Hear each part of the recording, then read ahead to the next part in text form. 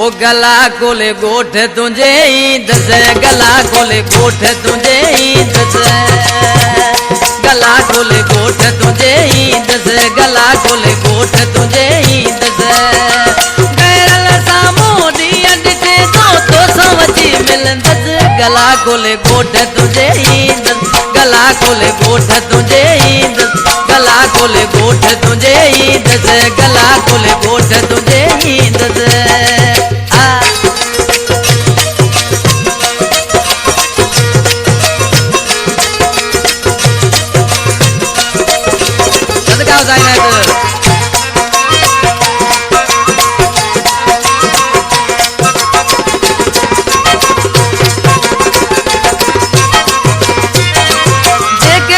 वजू गालियों घरन में एड़ा न हूंदा डिजड़ा तरन में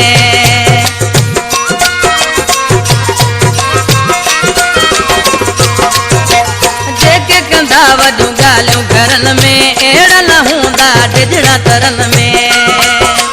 अछो वगो काटल जो पाए कारो जिस्म अखिन ते लगाए लकमा अची लदस गला खोले गोठ तुझे ईंदस गला खोले गोठ तुझे ईंदस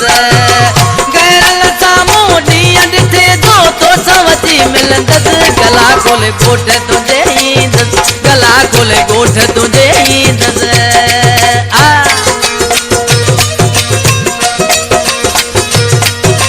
अर्चन बेदियारा जानी वा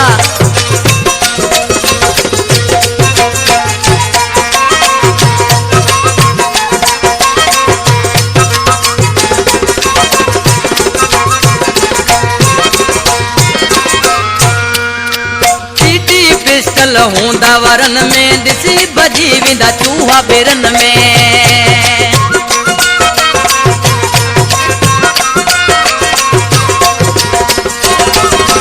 टीटी पिस्टल हूंदा वरन में ॾिसी भॼी वेंदा चूहा बेरन में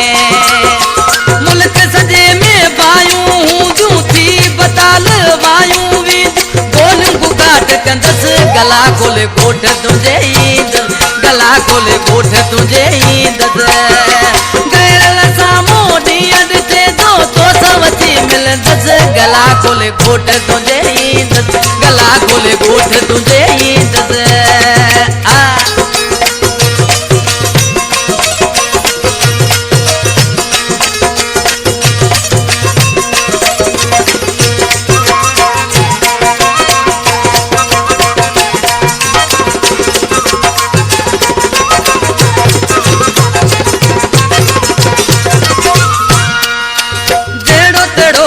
राजड़ राणो ममद रहीम जो हर जा ठिकाणो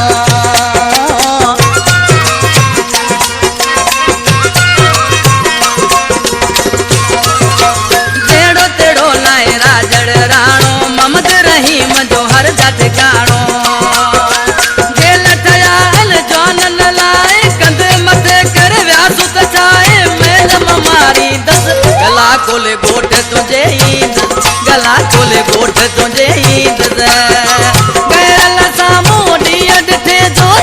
अची मिलंदस गला खोले गोठ तुझे ईंदस गला खोले गोठ तुझे ईंदस गला खोले गोठ तुझे ईंदस गला खोले गोठ तुझे ईंदस इंशाअल्लाह।